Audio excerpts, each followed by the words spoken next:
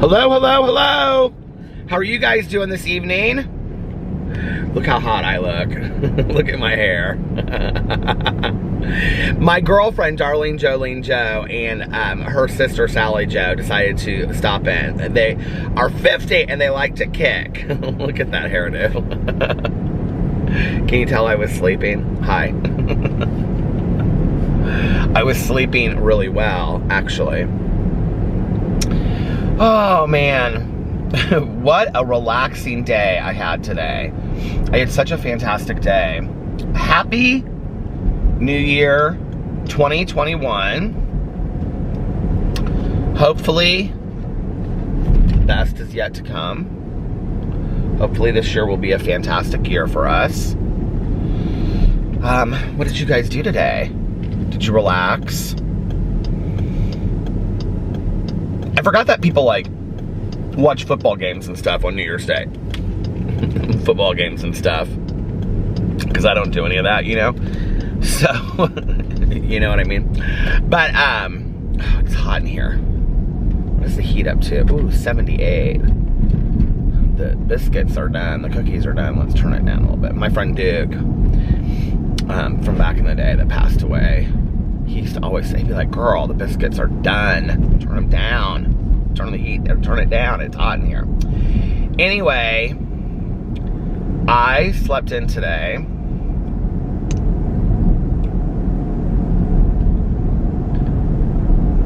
Till about 1:30. It was fantastic. And I got up, and Alex must have just gotten up a little bit before I did because he was in bed playing his township game. And then, what did we do after that? I can't even remember. We just laid there and talked for a little bit. And, oh, he got up and made 2 frozen burritos. My husband is obsessed with those frozen burritos, like the real cheap kind, you know, that are like $1 a burrito.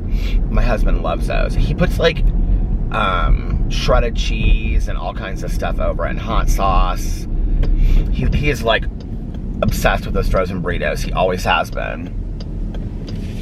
In fact, when we were stuck at home and Tanya and I went to Meijer that last time to get like a load of groceries, you know, I bought him like, I think that's where he got these frozen burritos from. I think he told me today that he had cleaned out the freezer the other day and he didn't even realize he still had those in there, because I had literally bought him like, I bought him like 30 frozen burritos. So sometimes they're good, but he makes them in the microwave. I have to make them in the oven. I can't make them in the microwave. They taste like freezer burn to me. But I haven't had a frozen burrito probably since then, since he and I were both home together. I think one night I had a frozen burrito, and that was like the last time. What is going on with my camera? It keeps on sinking down lower and lower. And then, I did some cameos. And I was just gonna, actually, he had to go pick up his mom from the airport today and take her home. So I was honestly just gonna, actually, sincerely, genuinely, wholeheartedly, just going to drive around and listen to, like, my audiobook. And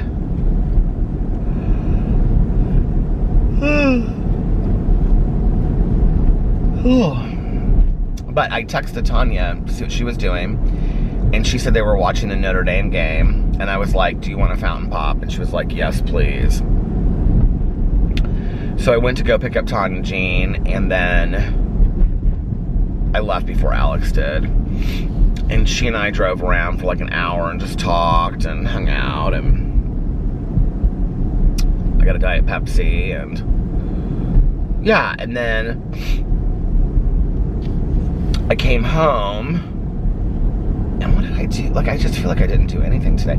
I listened to a lot of my audiobook, honestly. I'm like halfway through the 12th book, in the Gianna DeLeon Misfortune series. It's called Reel of Fortune. I actually just got on, this video is going to be called Love Actually. I actually just got on Audible and bought the next 2 books in the series. Because I just listened to one called Change of Fortune. And now I'm on the 12th book. So I just went and bought the 13th and 14th book. The next one's a Halloween book. I feel like I have like lived a life with these books. It's crazy.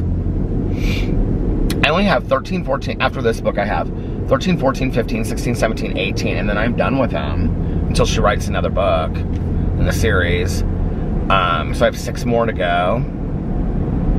They're really good.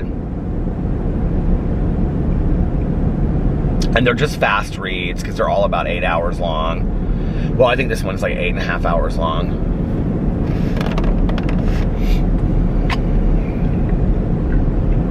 So I came home and I talked to my friend Valerini for a little bit, and then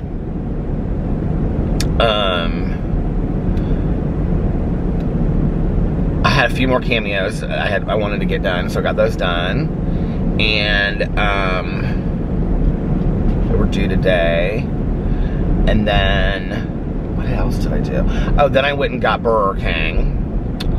And one Burger King was closed, so I went to the one that I usually go to, not the one that was closest to me, and I listened to more of my audiobook. And I was actually going to vlog during then. And I was like, no, I'll come back and I'll eat, and then I'll vlog right after I'm done eating. But I ate, and I watched Welcome to Plathville. And like Alex went out to dinner with his mom. They went to a Mexican restaurant up by where she lives. And he had steak and chicken fajitas, he told me. And, or enchiladas, did he say? I can't remember what he said. He said he didn't eat the breading stuff, so that wouldn't be fajitas, would it? Well, the fajita part would be the tortillas, I guess. But anyway, he came home about like 9 o'clock. And I was literally sitting there like this on the couch with the dogs. And Little Boo Radley was in my lap, and I was so tired, and I was like falling asleep watching the end of Plathville. Oh man. Next week is the season finale of Plathville. So I'm caught up on Plathville. I have 1 episode of Salt Lake City, Real Housewives of Salt Lake City. I have like 2 episodes of Real Housewives of Atlanta to catch up with. And then I need to find, well, RuPaul's Drag Race started tonight, but we're gonna watch it tomorrow because he got home late. He was like, do you wanna watch it tonight? And I was like, no, I am way too tired. I need to lay down. So my plan was to like, I laid down at like, well, he and I hung out. He was putting his laundry away, folding socks. And so I laid in bed with him while he was like folding socks. And it was so funny because Boo Radley kept on going over and laying down on his socks. And Alex was like, he's doing this because of you. I was like, how is he doing this because of me? He was like, he's just sitting there and he's so like comfy listening to you talk. I said, I'm not, you're the one talking, because he was telling me stuff about home. He was being so funny.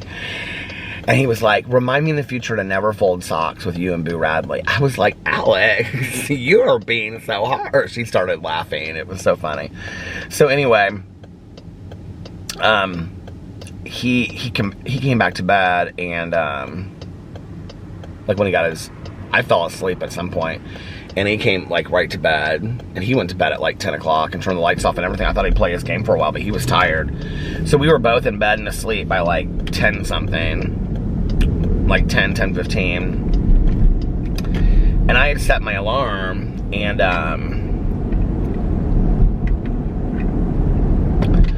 it went off at like 11:30. And I was like, I'm just gonna sleep a little bit longer. I was so comfy. And then it went off at like 1 something. Oh, no, I turned my alarm off. I woke up at like 1 something. And I was like, just 10 more minutes. Oh, look at all those lights. Those are so pretty. I'm gonna miss the Christmas lights as I drive around. It's been really nice to be able to see all like the Christmas lights, but I think most people are taking them down this weekend. They're so pretty. And then I woke up and it was like 3 o'clock. And I got dressed and I came downstairs and got put on Audible. I can't speak today. I'm distracted by the prettiness of the trees. My friend Valerie, she said, I like your nighttime vlogs more because you get so distracted during the day when you're vlogging. Valerini!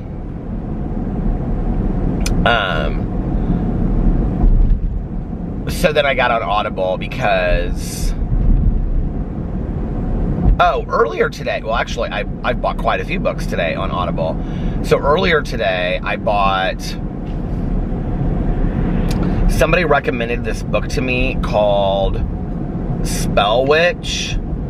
It's this cozy mystery about this woman that loses a job, gets evicted, and they're all the same. It's always like that. Like, somebody loses everything and they inherit like this beautiful Victorian house. And that's why I love them so much. I don't know why.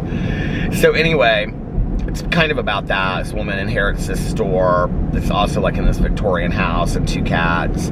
They're real short. They're like less than 5 hours long. Or maybe they're like 5 hours and something long. I don't know. I thought it was like 4 hours. The first one is, I don't know. There's like 10 or 15 books in the series. So anyway, she recommended it to me on Twitter. So I downloaded the first book. I bought the first book. And then I also bought the Casey Anthony book, because that's our December book that I still haven't read yet for the book club. And the book is long, actually. It's like 12 hours long. And then the Devil's Knot book, which is about the West Memphis 3, it's like 15 hours long. And that's our January book club book. Texted back and forth with Mel a little bit today. She was working. We postponed our book club, our live book club, till the 10th. So our December book club is the 10th. So I've had extra time to read about the Casey Anthony case. I don't really know a whole lot about that case, which is crazy because it's like a big true crime, case.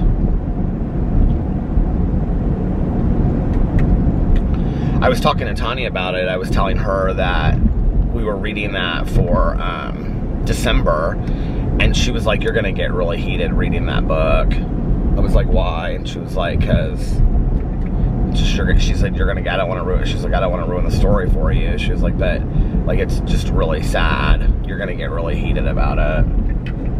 So, I mean, I know a little bit about Casey Anthony, but I don't know tons about her.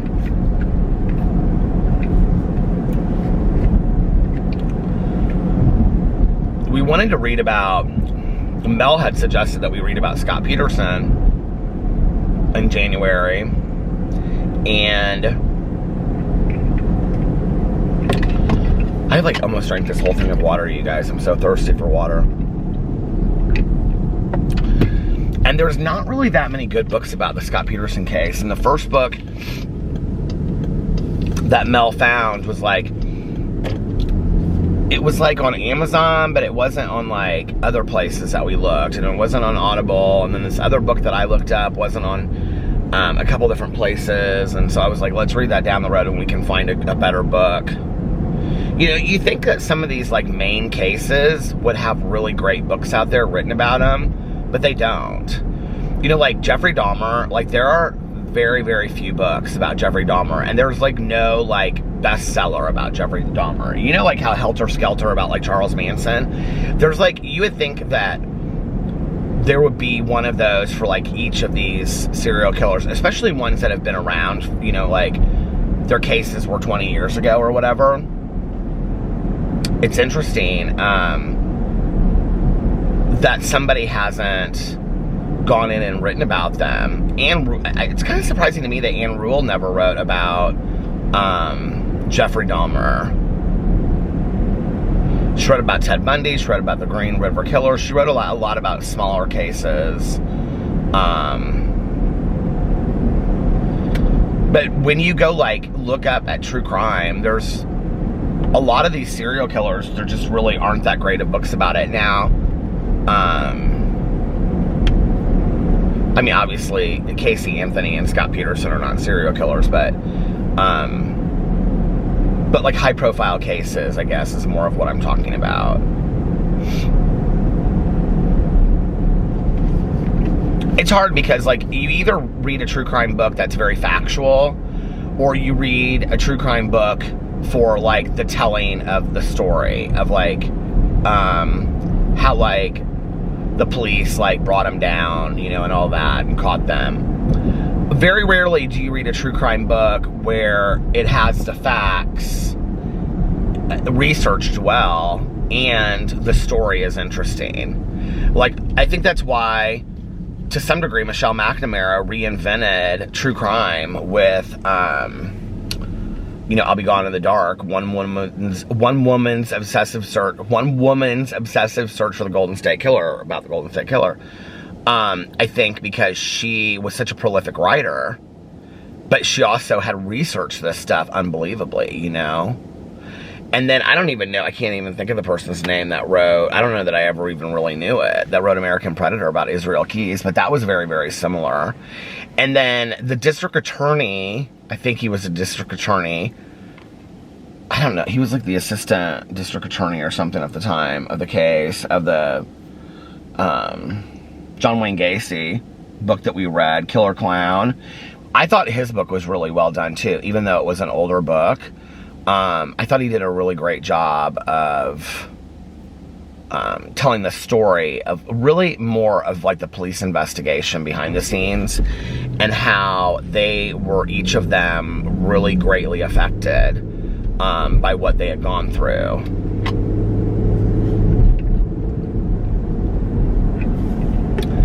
What did we just read also where, like, a lot of the police...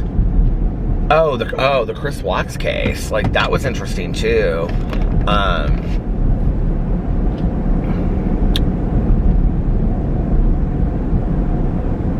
That Chris Watts case is probably the case of 2020 that really stuck with me. That, like, I couldn't rattle. We were talking about it over Christmas at Caroline's, and it's just like, it, to me, is still unfathomable. You know, this idea that this guy strangled and killed and smothered his daughter with her favorite blanket. Like, I don't know, like, that really screwed with my head.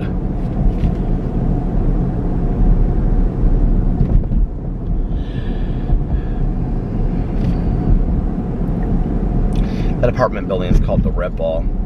My mom went to Broad Ripple High School, which is right here. And they have been talking about turning these into condos or apartments forever. They haven't. It still says Broad Ripple High School out front. Looks like a high school when you walk inside. They would be cool condos, though. I mean, you literally can see... I think they're offices now or something. I don't know.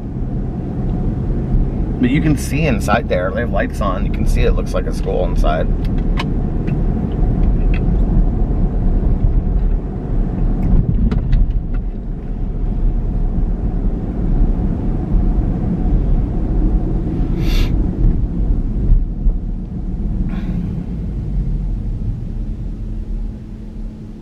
It's interesting and it's fun, if you're a true crime or if you're like a murderino, to find, you know, I had thought this term murderino was specific to just My Favorite Murder. Like, people that listen to My Favorite Murder are called murderinos. And I thought that it was a term specific to them, but then when I Googled it and I looked it up one time, it was just like anybody that's interested in true crime. So, you know, when you're like a murderino or you're somebody that likes to read true crime or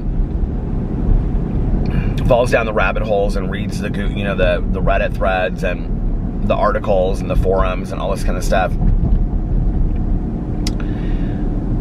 It's interesting what cases catch your eye. Like, what are the cases that you become, like, intrigued by? Or, and it's always a hard conversation too, because it's like,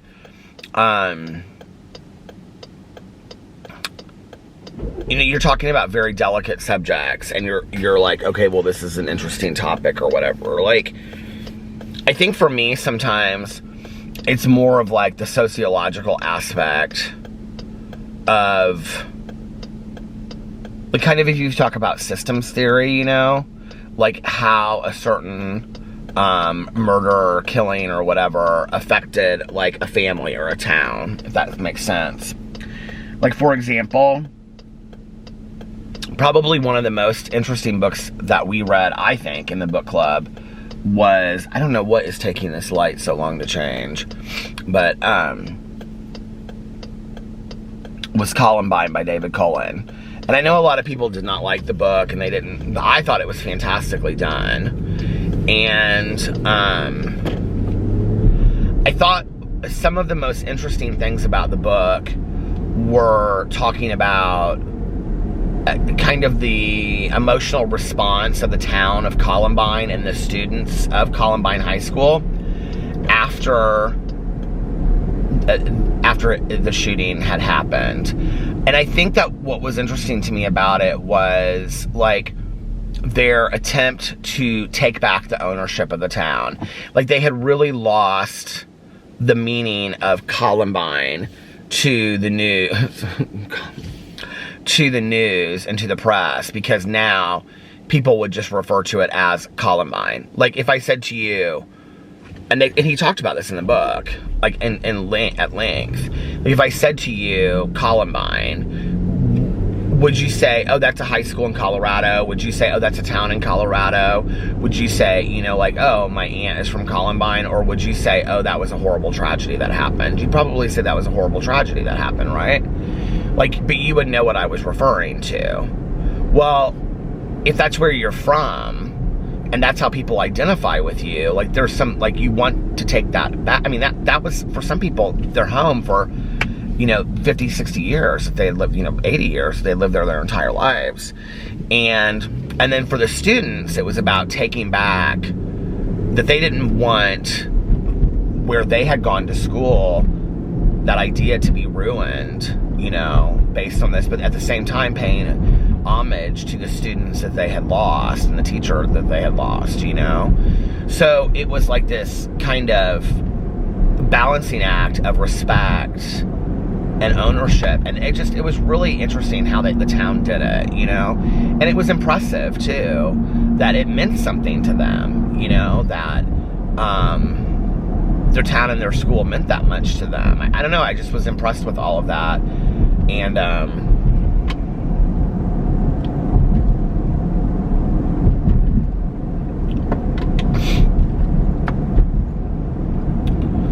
I think probably also that was the story that we read that I, like, watched the most videos about and looked up. I can remember when Mel called me and she was like, you know, all the pictures are online, right? And I was like, what? And she was like, I'm just warning you. She's like, they're graphic. And she's like, but the library pictures of when they find, I can never think of his name, Dustin Klebold and the other kid. But then, like, the videos, I just watched, like, all the news captions. I had kind of forgot about it. And, you know, Mel and I had great conversations during that time because Mel was in high school. And, I don't want to tell Mel's story, but she talked about it in the live book club, so. But, you know, she was kind of goth in high school, and so she shared about remembered being called down to, like, the principal's office after that had happened and stuff. And, you know, to hear how other people had been affected by it, because she was in high school when that happened. I wasn't. I was much older, you know. But to hear how that had affected other people and their education, and I don't know, it was powerful. And Mel and I had some really great conversations over it. And then, so when we read it, it was Mel's suggestion, actually, to read it at that time, because it was the 20th anniversary. We read it in April, and that April was the 20th anniversary of Columbine, of the tragedy happening. And so there were all of these interviews and documentaries that were coming out on, not documentaries like full length, but like, 20-minute documentaries of people that like had been part of it, that like they kind of went on speaking panels and they went around and they spoke.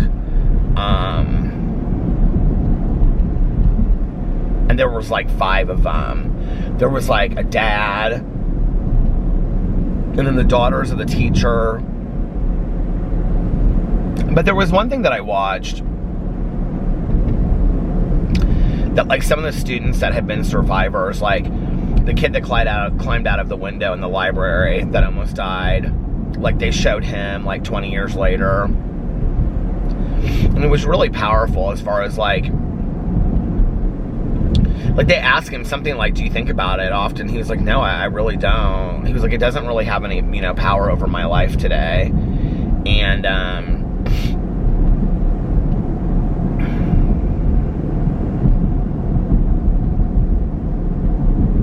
I hadn't even really thought about the fact that, like, Alex and I didn't even really talk about it a lot at the time, but, like, Alex would have been, because he's, so we read it, did we read it this year or did we read it last year? We read it last year.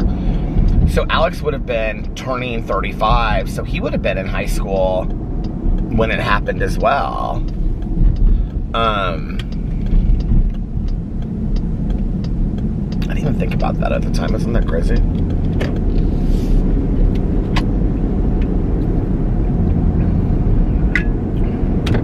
This water tastes so good. I'm trying to think of other books that really affected me. The Zodiac Killer was one that was so interesting to read because you think that, like,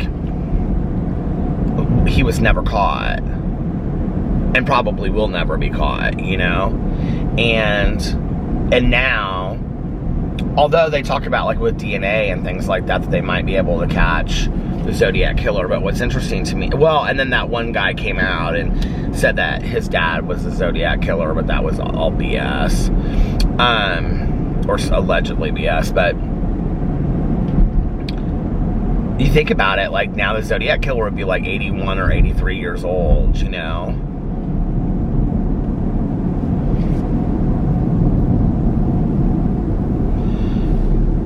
I mean, he could still be out there, or she. I think they've, like, narrowed it down to thinking that it was a man, though.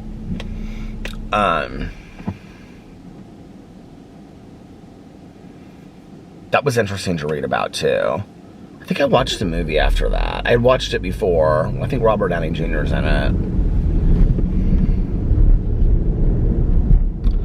So it's always fun to kind of, like, talk with Mel about, like, what we're going to read for the year ahead, and or even just the next couple months, and get excited about that,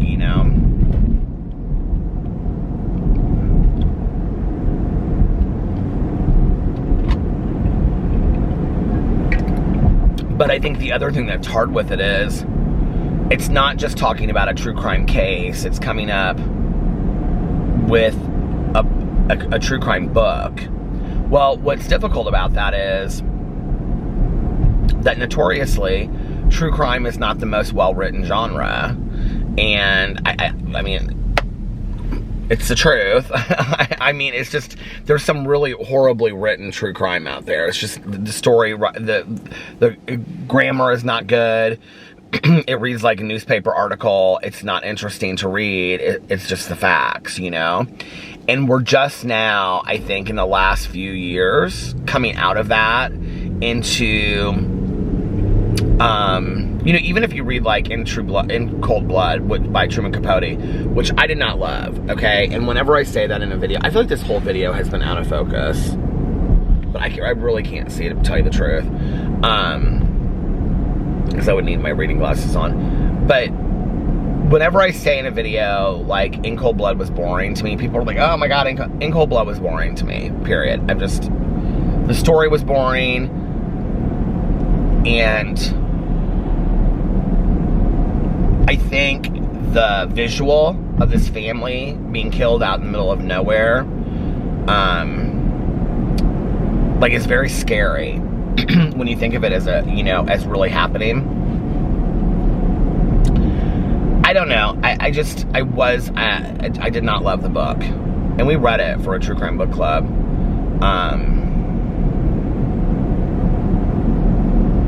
So, and it stopped, and thank God I just happened to look up, because I was like, I wonder where I'm at on time, and I looked over and it just stopped. But Truman Capote invented this concept, you know, of the nonfiction novel, so to speak. And so for that, I think that's fantastic, but I just did not find it super interesting. And that's just me. But anyway, what else should we talk about? I'm sure some of you are so bored of this true crime. I was thinking tonight, like,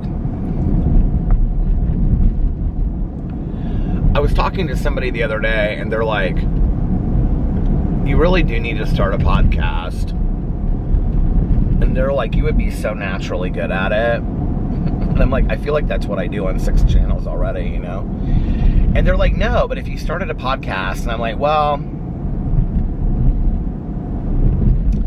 Mel and I have talked about for quite some time doing a true crime podcast. Tanya has really talked about wanting to do a podcast.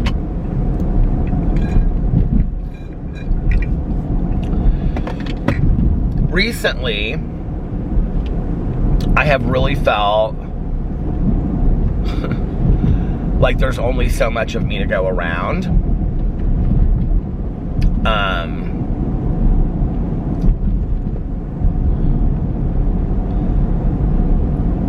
If I didn't sleep so darn late, the problem is that, like, I love to stay up late and listen to my audiobooks. I love it. It's like one of my favorite things, and it's, you know, everybody else has their thing that they do. They watch, you know, binge TV series, or, you know, have a couple glasses of wine, or go out with the girls. My thing is listening to my audiobooks. Like, I love it.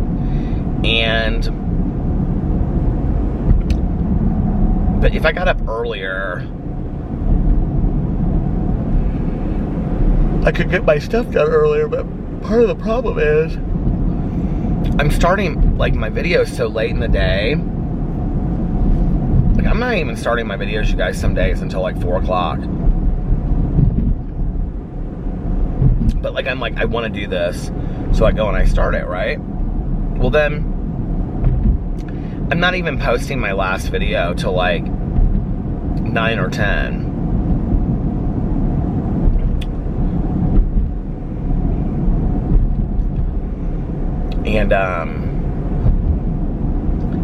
And rushing it, and,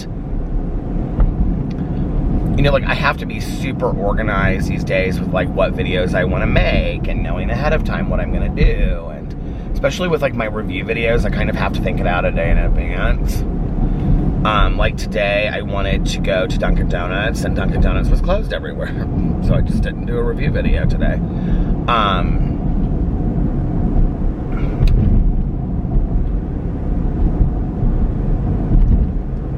I would love nothing more than to have a podcast with Tanya, and one with Mel, and write a book, and, you know, do all kinds of stuff. But, like,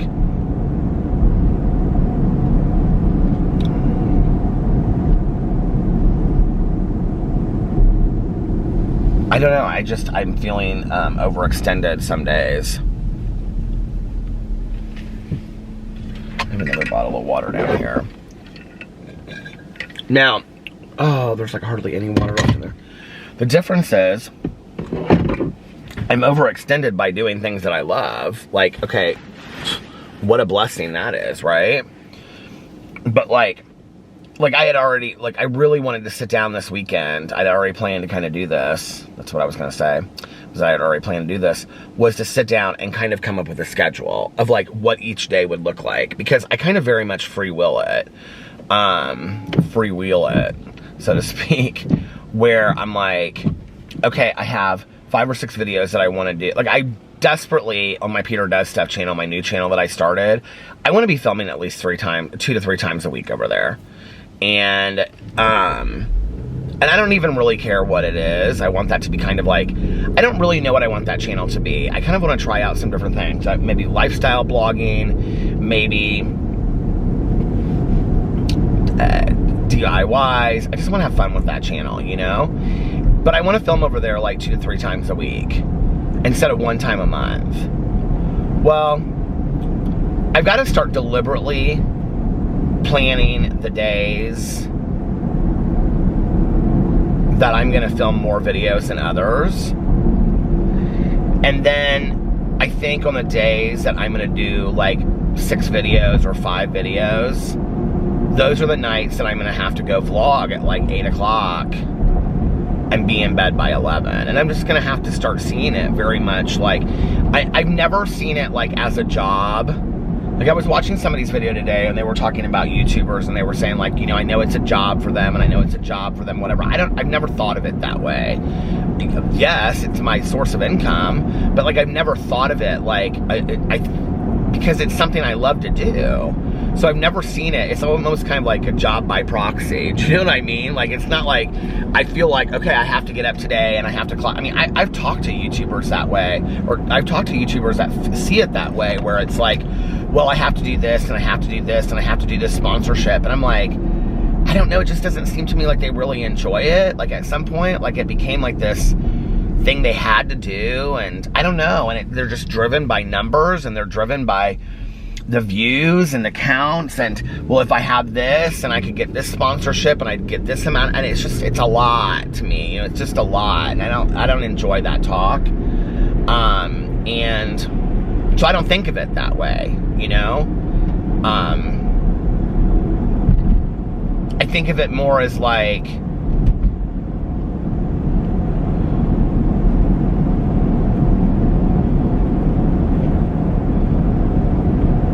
I feel like it's arrogant to say like an artist, because I think that word sounds phony sometimes. But I do, it was funny because somebody just sent me something the other day in the mail. It was really actually a very cool gift. And they said, "You are an artist." It was really like a very cool compliment, you know? But it would be to some degree like that. An artist that gets to live off of what they do, you know? Like, I feel completely, amazingly blessed that I am able to support myself off of what I love to do. Why would we not want people to do that? You know what I mean? Like, why would we begrudge people that? I don't know. I just think it's the coolest thing in the world. I would want that for anybody. If I said to you, what is it you love doing? Well, I love to crochet, or I love to cook, or I love to bake, or, well, what if you could support yourself financially, you know, off of doing that? Oh, I would love, I mean, you know, so I feel extremely blessed that something that I love to do, and it's because of you guys. I mean, the reality is it's because of you guys. And, so yeah, I just feel super blessed about that. But I need, like, I'm just not very organized with it. I need to sit down and start, like, coming up with, like, I make a list. But, you know, your list is great. But if you started at 5 o'clock, how good is your list? You know what I mean? So I need to have more of, like, a business plan. But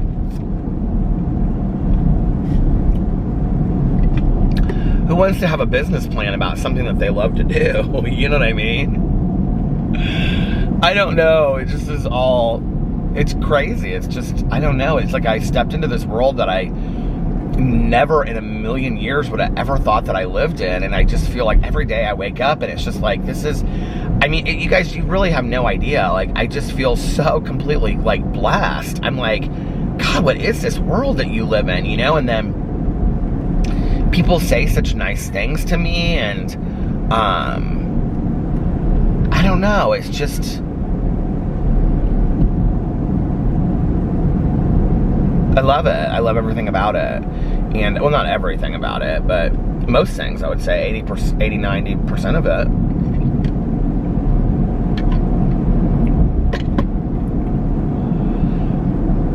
I think I do understand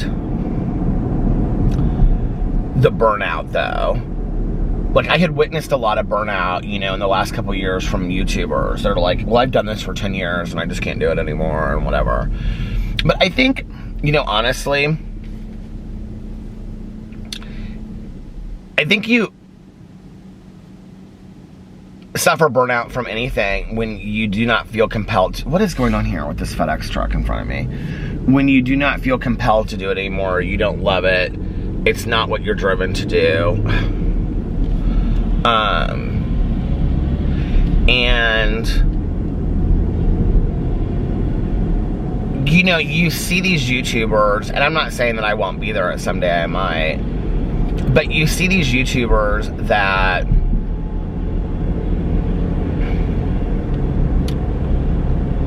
they try a little bit of this, and they try a little bit of that. You know, and it's interesting because people will come to my channel when I say anything about that, and they'll say, well, you don't edit your videos, and you don't come up with content like they do. And I'm like, okay, well, sit down. I'd like to see them sit down and do a 30-minute uncut video where all I do is snip off the beginning of the end. I mean, there's a craft to that too, okay?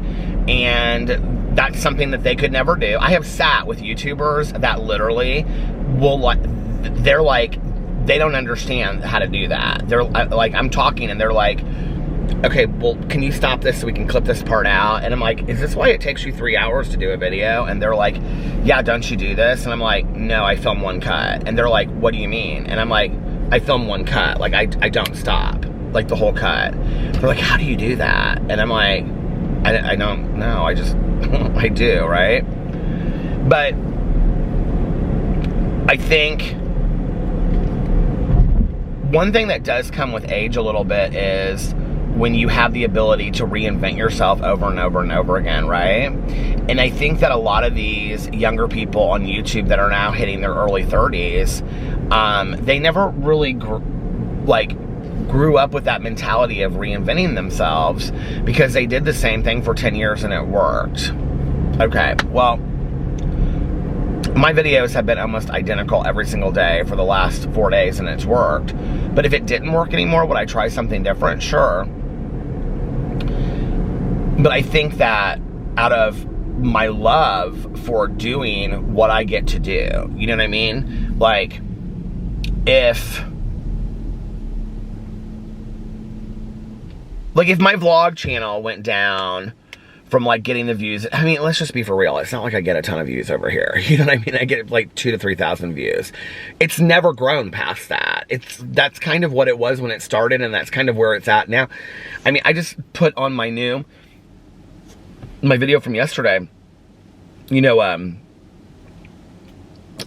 I put it in the 2021 playlist, my new 2021 playlist. So this is 17, 18, 19, 20, 21. This is my 5th year of doing this. 5 years in a row. And it's not like my views have gone up. It's not like I've doubled my views or I've tripled my views. I mean, you know, and I think about that sometimes because people will say, you're like one of the only vloggers out there that vlogs every single day and has vlogged almost every single day, with the exception of last year when I took off this week because Pee-Pee had passed away, for like this long consistently. But I do it because I love it, you know? But I thought to myself, like, okay, now if you got down to where you were only getting 100 views a vlog, okay, said somebody's name, of course, but anyway, you know, I was thinking to myself the other day, I was like, how low would your vlog have to get before, like, if you got like 100 views a video or 50 views a video, would you keep on vlogging? And I would. But you know, like, the thing is this, is like, I didn't start this vlog, I don't make a lot of money off this vlog. Basically what I make off this vlog goes into gas to go into my car to drive around and vlog. I mean, it's like it goes right back into it, you know what I mean?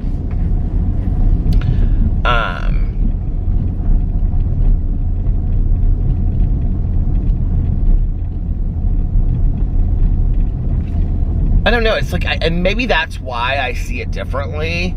Like when I talk to other YouTubers that are like, well, you should get rid of your Peterisms channel. I'm like, I can't even imagine getting rid of my Peterisms channel. My Peterisms channel is probably the #1 channel that I have the most responses from people about. That house is so pretty with those lights, I love it. And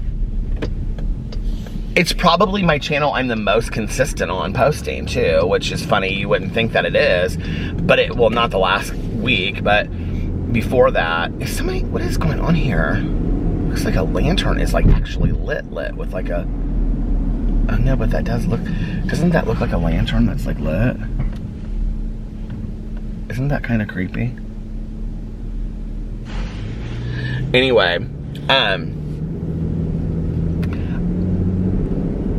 and like I've had like friends of mine ask me like how much I make on the Peterisms channel, and they're like, why do you do it? They're like, you're like not even like making $100 a month. I'm like, it's so not even for that. Like, I don't know. Make sure in your life what your motives are and why you're doing what you do, you know? Be careful of that, I think.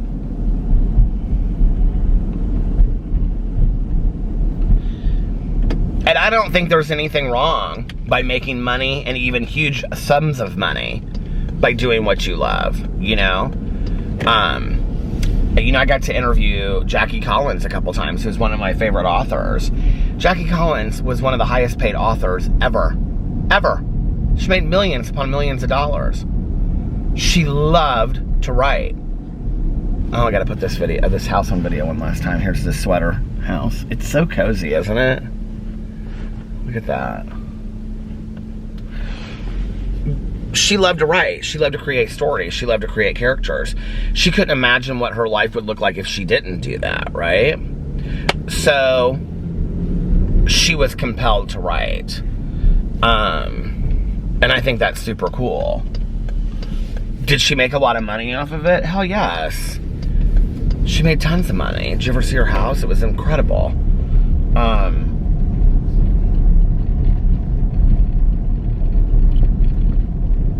And I think for most people, you know, it's about the security and the stability and being able to do something that you love with all of that. And I don't think there's anything wrong with that at all. At all.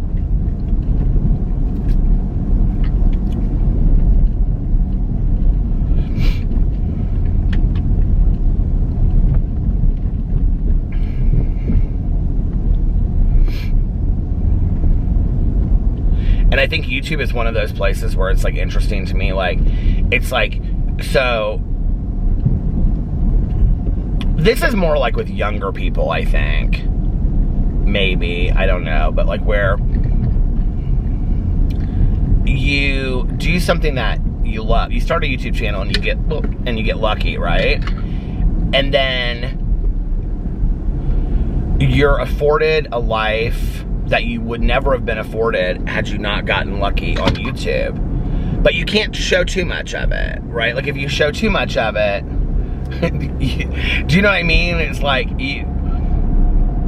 if you guys had any idea what some of these YouTubers made, you would be blown away. Like, I was reading this article the other day that was talking about like the top 10 highest paid YouTubers. And I'm like, where do they get their numbers from?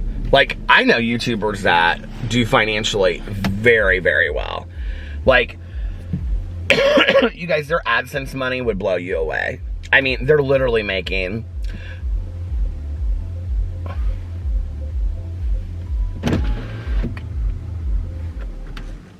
That was my music turned up. They're making like millions of dollars in AdSense money a month just off of their YouTube videos. And then on top of that, they're doing sponsorships.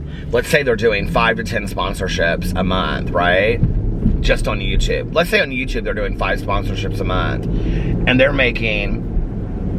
you guys have no idea for like product placement. Like, I didn't realize it till I started talking.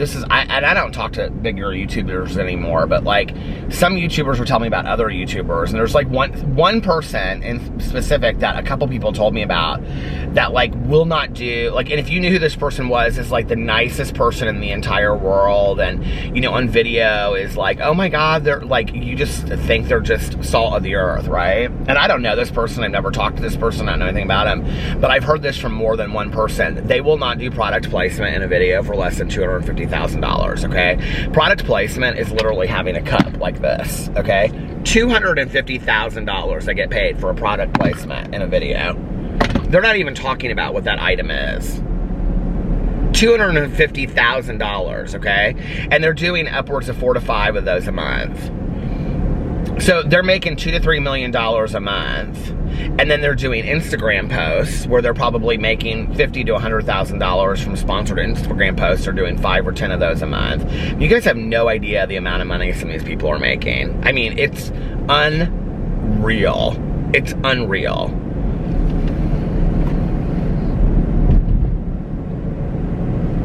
And I really had no idea about that, you know?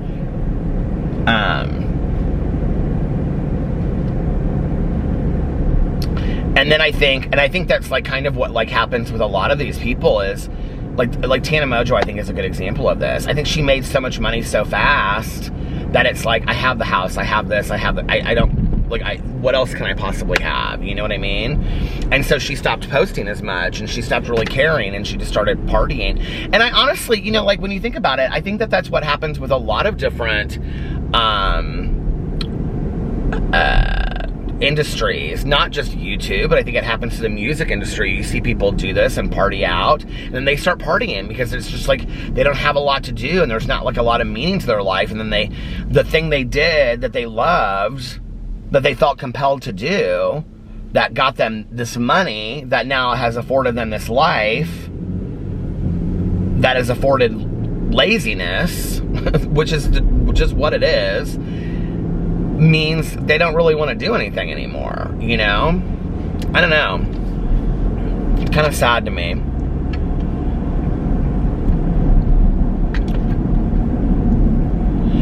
I think YouTube will look like a different place in the next 5 years. I think we're going to see a lot of smaller YouTubers really rise up.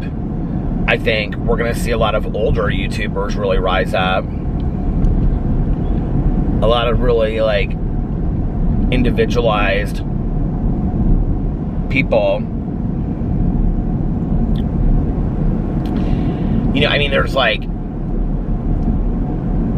probably for many of you that found me through, like, the beauty, influencer drama, it's like, we think of, like, the major YouTubers, right? Like, the Shanes, the Trishas, the Jeffreys, the Tanas, the Jake Pauls, and Logan Pauls, but the reality is, there are a lot of people out there on YouTube that are doing really, really well on YouTube, and they're like channels about like crafting or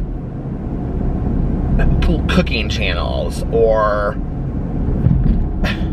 bike riding channels or off the grid. I love those off the grid channels, you know, where people are building houses off the grid. I watch those all the time. And these people are literally getting millions upon millions upon millions of views. They're getting more views. There's this one cooking channel that I watch. I don't know who it is, but it's this girl in Japan, and she takes like leftovers and she turns them into other stuff, and the videos are like 9 minutes long. The videos themselves are literally artistic masterpieces because they're so beautifully done. There's like music to the background. They're so colorful, and it's literally right here, and she just like, it's like, take it, roll it. It's like all this kind of stuff. And it's like a 9-minute video. She gets like 31 million views on it. I mean, we talk about like back in the day when Shane Dawson was getting like 25,000 or 25 million views a video, and he was posting a video like a week, right? She's posting like a video like every day and getting like 31 million views on it. It's like crazy. You know what I mean? Go to Social Blade and look at like the top 300 channels that are on there. You've never heard of any of them. You've maybe heard of 1 or 2 of them.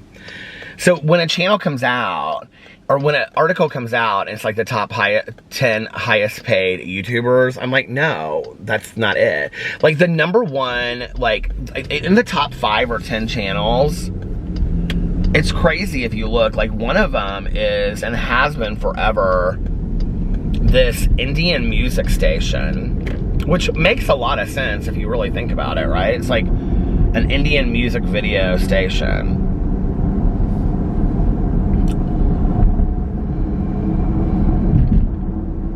I don't know. I guess the reason why I'm talking about it is, you I think the question I get the most from people about, I saw somebody else is starting the Peter Monn challenge, Anna, or she started it about a week ago. Hey, Anna, how are you? I've got to catch up on all of these vlogs. See, I'm so behind on everything. I guess, like, the number one thing that people ask me is, like, how do I get more views? How do I get more subscribers? And I just don't think you can think of it that way. I think you have to do it because you love to do it. I think you have to do it because, like, I just can't, you can't imagine yourself not doing it, you know?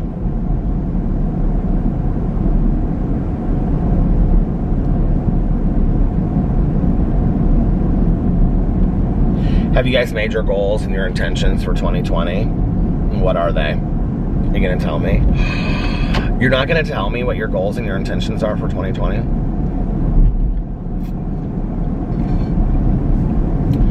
Well, then I'm not gonna tell you either. I started writing mine when I did the Magic book by Rhonda Byrne, the 28 Days of Gratitude. But I wrote like some in there at that time, and then I added some more to this. I'm out of water and I'm still so thirsty. And I added some more over time, but my goal was to sit down this weekend in that book and really write a firm idea of what I want my goals and my intentions for 2021 to be. And I have not done that yet. So I need to do that. Do you guys believe in all of that? Do you believe that you can manifest your future and bring things towards you, like the law of attraction? It's like sometimes I believe in it, and then it's like I don't guess I really get it. And then I talk to other people. It's like,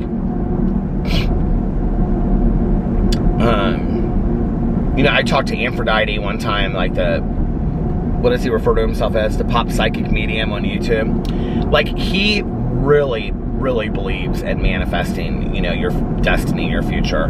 Like, he would say to me, like I manifested these things to happen, and they did. And he was like, I still can't believe it sometimes. And then Emily Baker, I was watching her one night. She's such a sweetheart. She was texting me last night about Happy New Year and stuff. She's so sweet. I went into her live stream tonight. She's fun to watch live. See, she's a good example of somebody that I think, like, she does it because she can't imagine what it's going to be like she can't imagine her life without making YouTube videos. Like, she just is so compelled to do it. Like, when you talk to her on the phone, has this been out of focus the entire time, you guys? I really can't see. When you talk to her on the phone, like, she so inspires and motivates me, and because she's very similar to how I think, in that, like, she just is, like, in love with every aspect of it. She loves everything about it. Like, and it's just, you can see this, like, greenness and this freshness about her. And she's not, like, like, she gets it, she gets the game, because she's, been around for a while, that she understands, like, I mean, she had a whole other career, like I did, and so it's like, she gets it, like, when people are trying to, like, she just doesn't play a lot of games, which I really respect. I think that's, anyway. I like Emily a lot. And what was I gonna say? Oh, but she's a good example of somebody that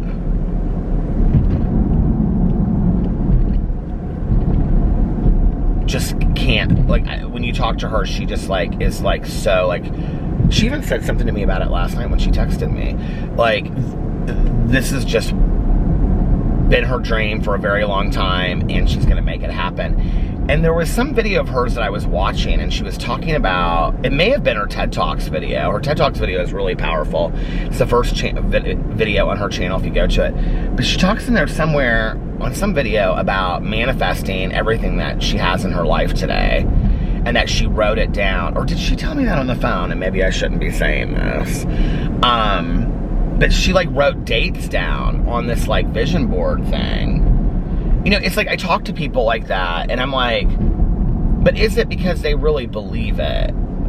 Like, do they manifest their destiny because they really believe it? Like, you have to really believe it, I think, right? Like, you have to really, really believe it in your heart and soul that these things are gonna come true for you. You know, to end this, I have this kind of funny story. Well, it's not a funny story, but there was this renewal grant thing back in the day that if you worked for a certain different organizations fell underneath this cap, right? But if you had worked for one of these organizations for more than 5 years, you could apply for this renewal grant. And basically the renewal grant said, like, it was for people that worked in the service and like the self-service, social service industry, that it was going to help them, like this renewal grant, whatever they applied for. You could apply for a trip, you could apply for like a piano, like one woman did piano and wanted to take piano lessons, and that, you know, there were all kinds of things you could do. You could do whatever, you could write your grant for whatever, but it was supposed to renew you to work in the field, right? So my supervisor was like, you should apply for this. And I was like, okay. She's like, because I had just hit 5 years working with her. And I was like, okay. And I can remember, like, but I love to write grants. I talked about that on here, you know. And I wasn't really, like, sure what to write it about or whatever. And so she had applied the year before and got denied. 25 people a year got this grant in the state of Indiana.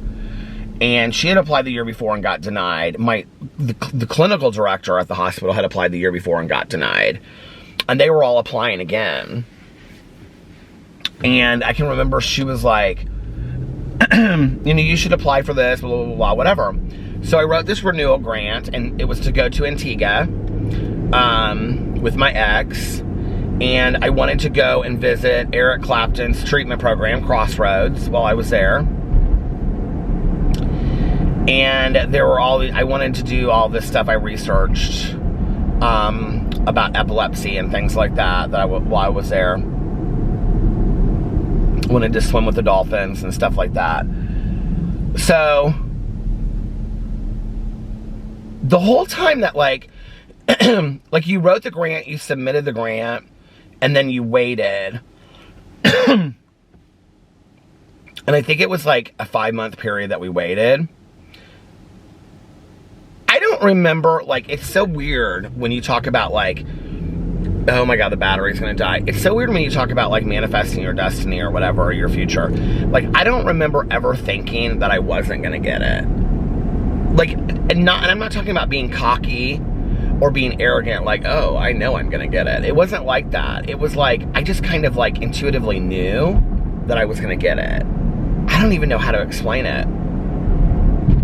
And then I did get it. And I remember we went to this award ceremony, and there were, like, people there that were, like, 30-year directors of, like, outreach programs and, like, girls groups in Indianapolis, you know, halfway houses or whatever. And I'm like, I'm literally, like, the youngest person here with the least amount of experience. It just, I don't know. It was, but I never questioned that I was going to get it. I just always believed I was going to get it, you know? And I wonder if that has a lot to do with it.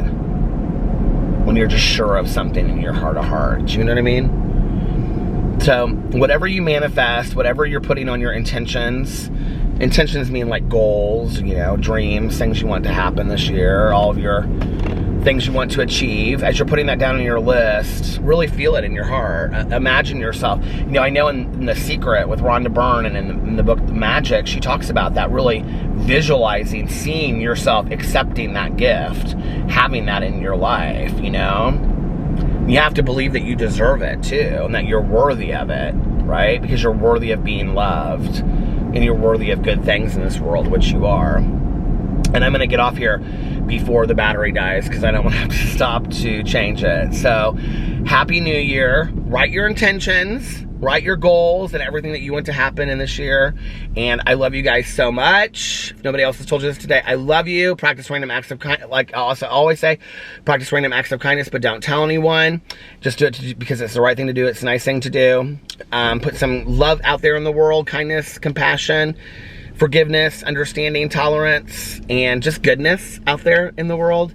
And most importantly, make sure that you reach out to somebody and let it stopped! Most importantly, make sure that you reach out to somebody and let them know how much they mean to you. I love you guys so much, and I will see you tomorrow. Bye. Love ya!